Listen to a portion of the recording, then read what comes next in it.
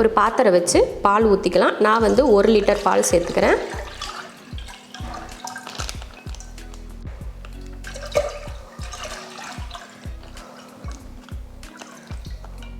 Ball ஊற்றினதுக்கப்புறமா stove on பண்ணிடலாம்.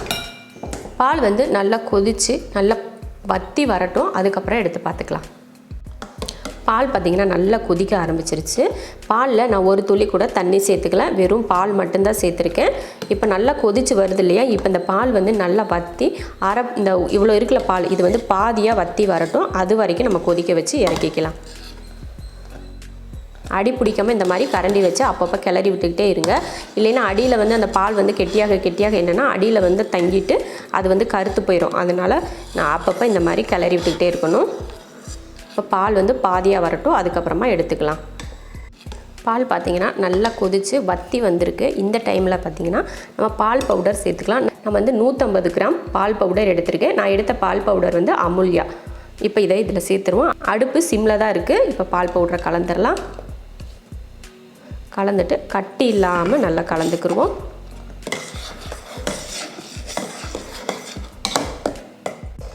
பால் powder இது போல் நல்லா கட்டி இல்லாமல் கலந்தாச்சு. இது நல்லா வற்றி நல்லா நம்ம ஒரு பால்கோவா பக்குவத்துக்கு வர வரைக்கும் இதை வந்து நம்ம காய்ச்சிக்கலாம். பாருங்கள் எப்படி அப்படியே ஒரு கெட்டியான ஒரு பக்குவத்துக்கு வர ஆரம்பிச்சிருச்சு. கைவிடாமல் அப்பப்போ நம்ம கிண்டிக்கிட்டே இருக்கணும். அடி பிடிக்காமல் கிண்டி விட்டுக்கிட்டே இருந்தீங்கன்னா தான் உங்களுக்கு வந்து அந்த பால் வந்து அடியில் வந்து தங்கி அடி பிடிக்காது. நீங்கள் அப்படியே விட்டுட்டிங்கன்னா அடியில் வந்து நல்லா அடி பிடிச்சிக்கும். அதனால் பார்த்து அப்பப்போ கிளறி விட்டுக்கிட்டே இருக்கணும். நல்லா அடி ஓட்ட இந்த மாதிரி தேய்ச்சி கிளறினீங்கன்னா உங்களுக்கு அடியில் வந்து அடி பிடிக்காது. இப்போ இந்த டைமில் நல்லா வந்து கெட்டி சேர்ந்து வந்துருச்சு பார்த்திங்களா, அந்த டைமில் ஏலக்காய் தூள் சேர்த்துக்கலாம். ஒரு 3 ஏலக்காயை இது போல் தட்டி எடுத்துருக்கேன், அதையும் சேர்த்துக்கலாம். 2 ஸ்பூன் அளவுக்கு சர்க்கரை. நம்ம சர்க்கரை சேர்த்தோம்னா மறுபடியும் அது கொஞ்சம் அந்த இது மெல்ட் ஆகும். அந்த பால் வந்து கெட்டியாக இருந்தது வந்து கொஞ்சம் லூஸ் ஆகும். அப்போ அதையும் மறுபடியும் இந்த மாதிரி நல்லா கெட்டியாக நல்லா திரண்டு வரணும், அது மாதிரி நம்ம கிளறிக்கலாம். பார்த்திங்கன்னா நல்லா கெட்டி சேர்ந்து வந்துருச்சு பார்த்திங்களா. இந்த மாதிரி வந்ததுக்கப்புறமா நம்ம கொஞ்சம் நெய் சேர்க்க ஆரம்பிச்சுக்கலாம். 1 ஸ்பூன் அளவுக்கு, இல்லைன்னா 2 ஸ்பூன் உங்களுக்கு விருப்பத்தை பொறுத்து நீங்கள் நெய் சேர்த்துக்கோங்க. அதுக்காக அளவுக்கு அதிகமாக நெய் சேர்த்துட்டிங்கனாலும் அந்த நெய் மட்டும்தான் இருக்கும். நம்ம இந்த பாலோட ஃப்ளேவர் வந்து அந்தளவுக்கு தெரியாது. அதனால் பொறுமையாக நெய் வந்து 1லேருந்து 2 ஸ்பூன், அதுக்கு மேலே வேண்டாம். பார்த்திங்கன்னா இந்த மாதிரி பக்குவத்தில் நல்லா கெட்டி சேர்ந்து வந்துருச்சு பார்த்திங்களா. எல்லாமே நல்லா ஒன்று சேர்ந்து வர ஆரம்பிச்சிருச்சு. இந்த டைமில் நம்ம அடுப்பை வந்து ஆஃப் பண்ணிடலாம். அடுப்பை ஆஃப் பண்ணியாச்சு. அடுத்ததாக ஒரு ட்ரேயில் இந்த மாதிரி நெய்யோ இல்லைன்னா எண்ணெயோ தடவிட்டிங்கன்னா ஒட்டாமல் இருக்கும். அதனால் நெய் தடவிக்கலாம். இப்போ இதில் சேர்த்துடலாம்.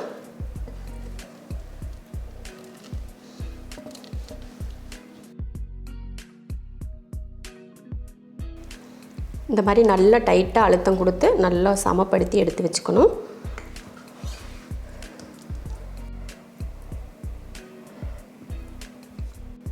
இதுக்கு மேலே நல்ல சின்னதாக பிஸ்தாவை வந்து கட் பண்ணியிருக்கேன், அதை மேலே தூவி விட்டுக்கலாம்.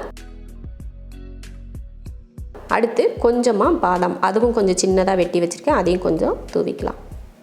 நம்ம எடுத்து சாப்பிட்றப்போ நல்லாயிருக்கும். இந்த மாதிரி பிஸ்தா பாதாம்லாம் இருந்துச்சுன்னா நல்லாயிருக்கும், பார்க்குறதுக்கும் நல்லா அழகாக இருக்கும்.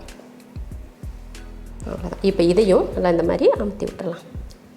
அப்போ அந்த பாதாம் பிஸ்தா வந்து வெளியில் வந்து உதிர்ந்து வராது. அதுக்காக நல்லா இந்த மாதிரி அமுத்தி விட்டுறலாம். அவ்வளோதான். நல்லா ஆறட்டும். 1/2 மணி நேரம்னா 1 மணி நேரம், எவ்வளோ நேரத்தில் ஆறுதோ அதுக்கப்புறமா நம்ம எடுத்து பார்த்துக்கலாம். ஆனால் ஆறுறதுக்கு ரொம்ப நேரம்லாம் ஆகாது, 1 மணி நேரம் ஆகட்டும். அதுக்கப்புறமா எடுத்து பார்த்துக்கலாம்.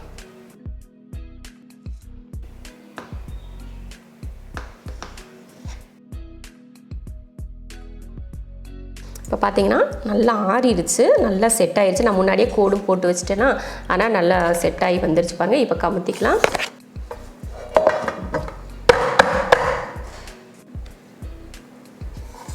அருமையாக ரெடி ஆயிடுச்சு பாருங்கள். இப்போ இதை ஒன்றொன்னா எடுத்து நம்ம ஒரு பிளேட்டுக்கு மாற்றிக்கலாம்.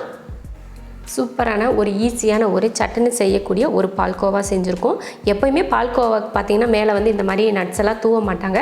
ஆனால் நம்ம தூவிடுவோம். அது ஏன்னா பார்க்குறதுக்கே பால்கோவா மாதிரி இல்லாமல் வேறு ஏதோ ஸ்வீட் நம்ம பண்ணியிருக்கோம் அப்படின்ற மாதிரி ஒரு ஃபீல் இருக்குது பார்த்திங்களா. அதனால தான் மேலே கொஞ்சம் நான் வந்து நட்ஸ் தூவிக்கிட்டேன்.